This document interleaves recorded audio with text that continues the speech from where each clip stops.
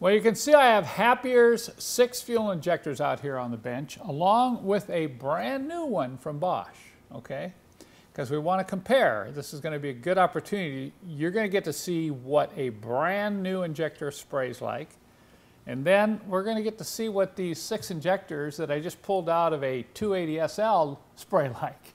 And this might be a surprise. You know, I keep getting surprised. More often than not, I'm surprised on the negative, not on the positive, okay? And I think you're going to find this video very enlightening for any of you who own one of these older Mercedes that have the mechanical Bosch fuel injection. Here's what I've got to do this with. I've got my diesel fuel injector pressure tester set up on the bench here. It's bolted down. But I've changed the gauge from 3,000 psi to 600 psi. So I've got a modified gauge. The line, the injector line is the same. The fitting are the same on the diesel injectors as they are on these mechanical fuel injectors you see here. I also have a bag, a big bag of 4x6 inch Ziploc bags. Okay, you're going to need a lot of these when you go about this testing procedure. I have a specialty air gun that we've made that'll allow you to get down and spray the inside of the injectors. We won't be getting into cleaning in this video. We're just going to do the test, and then you'll get to see what each of these injectors look like. So to begin, I'm going to put the brand new one on my tester, and you'll get to see what this looks like. You'll also get to see what it sounds like, because the sound is a critical part of the testing procedure. Then we're going to take the Ziploc bag and put it over the injector. Now, a couple things here. You never want to test these with gasoline. That's too dangerous, too volatile. But we've got diesel fuel in here. But even with diesel fuel, when you atomize that, you don't want to be breathing it. And normally, if I'm doing a lot of this, I'll do it outside, even with the fan running, and I'll get my respirator on. But for the purposes of this test, the fact that I need to be talking, I'm going to seal this up with these bags. And even when I do this outside, I'll use the bags, because the bags tend to collect all the fuel, and I can pour it right back into the reservoir here. All right, so I arrange the bag. It's sealed up tight. I arrange the bag so that I can see the spray. And I'm watching the gauge at the same time to see where this is releasing. Now, I make sure that, where's my handle here? We're going to take and tighten the base up, make sure that's tight. And I just gradually pull the handle down. Now I'm building up pressure. Building up pressure. Okay, it's coming up right on 200 psi. Coming up to 240, 250. Look at that. Can you hear that? It's just doing a very light chirp. And if I release the handle, I'm only getting a super slow leak down. Notice the tip's not dripping. You will always get a little bit of leak down because of the internal design of these pumps. But right now, it has stopped at 240 psi, and it's not leaking down. So that shows me that the tip is sealing properly. And then when I pump it, notice it will chirp with just a very small amount of fuel. Okay, let's move in close, and I'll show you this. I think you can see it if we get the camera in here. You can see it spraying inside the bag. Now watch how fine the spray is, and also how it chatters. In other words, it's spraying, closing, without rapid pump movement. Watch this. You can hardly even see the atomization. It's so fine. See that? Look at how much fuel's going into the bag here.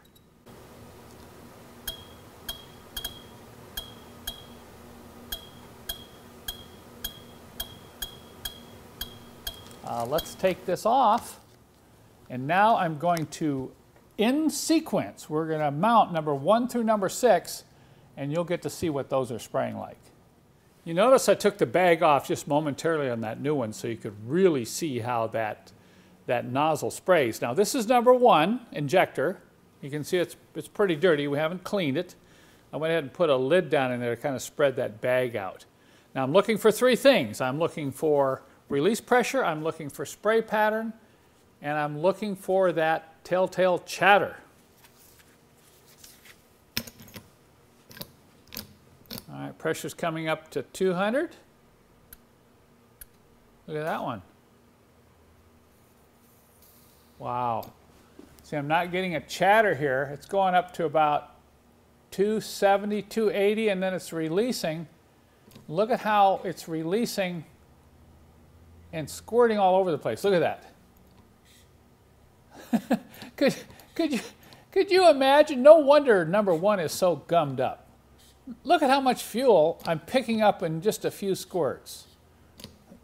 This one is terrible. Okay, let's try number two. Number two's up. Let's see how it does. Pressure's coming up. Hit 200. Coming up to 250. And now it doesn't even build. Look at that. It goes to 230 pounds and just releases in a big dribble. And as soon as I release the handle, look at it leak. It's leaking down very rapidly and dripping. See that? Boy, if you wonder why your old Mercedes gas engine runs rich, what more can I say, folks? Okay, this one is even worse than number one. So let's try number three. Number three is up. Okay, pressure's coming up to 200 psi, coming up to 250. Look at that. Right at 250. I got a release, but boy, talk about rapid leak down. Look at the amount of dripping we're getting. Now if I pump it hard, look at how it's squirting off to the side. See that? So I get a little squeak out of it when I push hard and go, but if I do it very gradually, all I'm getting is dripping, and of course the pressure's dropping back down below 200 very quickly. It won't hold pressure. So this one's got a bad leak and obviously some contamination on the end of that nozzle. Well, so far I'm batting zero. Let's see what number four does. Okay, pressure's up over 200.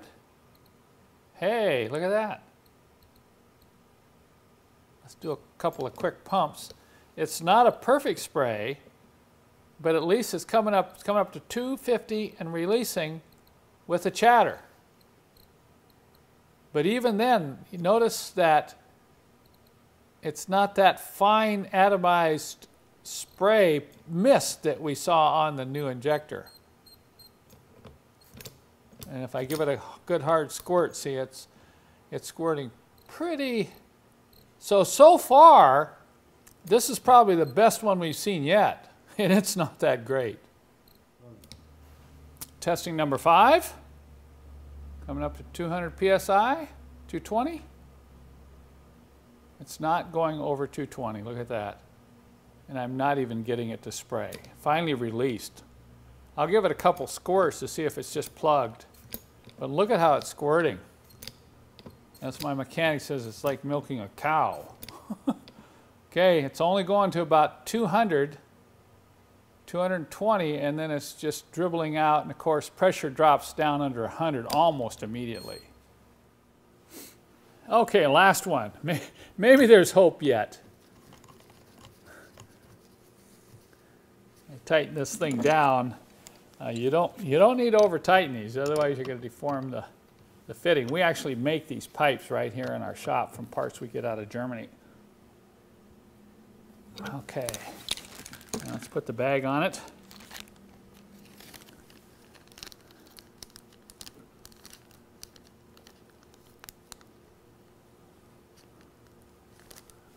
Let's see if we can get a... All right, here we go.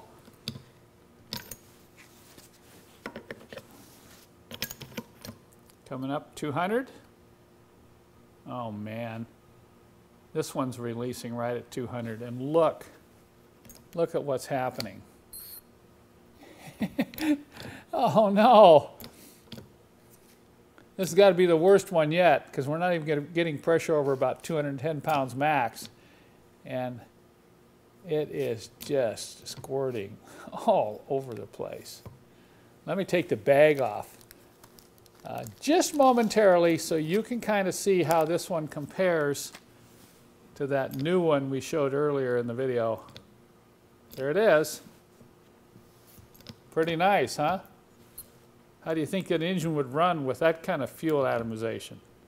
You know, there's an old saying that they say a picture is worth 1,000 words.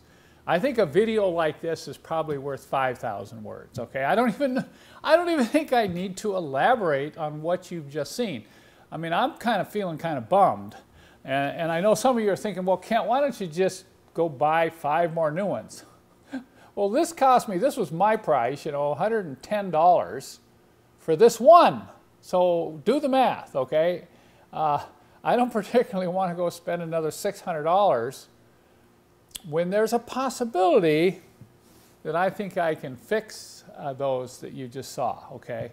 And you know, you're looking at my old, I mean, we've been manufacturing these now for about 10 years, and it just constantly amazes me. We keep finding new uses for this pump right here. It was originally designed to pressure test and overhaul diesel fuel injectors, and then we started doing CIS fuel injectors, and most recently we're using the pump. We figured out how to use the pump to pop out or push out frozen brake caliper pistons, ones that you're just stuck in there, so you can overhaul your calipers, and that's really turning out to be very cool. When you got a caliper you just can't get apart, and you hook it up to this pressure tester and out they come. And then finally now we're figuring out that we can use this to test and clean these mechanical fuel injectors right here. So we've got our work cut out for us. There's quite a cleaning procedure. We're testing a few chemicals, a couple of different procedures. We have cut one of these open so that we can actually see how they're built inside. That gives us a clue how we're going to clean them. Once again, for those you don't know, there's no way you can open these up. These aren't like diesel fuel injectors. You can't open them up and change the insides. They are sealed at the factory. So the only way we can clean these is to figure out how to get down inside there and clean the junk and the crud that's probably built up over the years. Obviously, not all of these are fixable. There's obviously some of them are just worn out from use. But at least with a tester, you can see whether you're in the ballpark. And so for Happier over here, no wonder Happier wasn't happy. I mean, I drove this car immediately after getting it running. I had to do some quick adjustments on the injection pump to get it run smooth. It was running so rich. So, you know, like we say, all these old Mercedes run rich. And I think right now in this video, you have seen why. So in the next part in this series, we're going to come back. We're going to try the cleaning process, and we're going to come back and we're going to retest them to see if we've had any success at all. So stay tuned. Be sure and subscribe to my channel. And if you're watching this series on Happier, I just want to say something for you who, you know, are maybe into old Mercedes. I am looking for another Mercedes that I want to do a series of videos on. If any of you know of one for sale or have one, and that's a 111 coupe or convertible, I would love to have that vehicle for one of my future video series.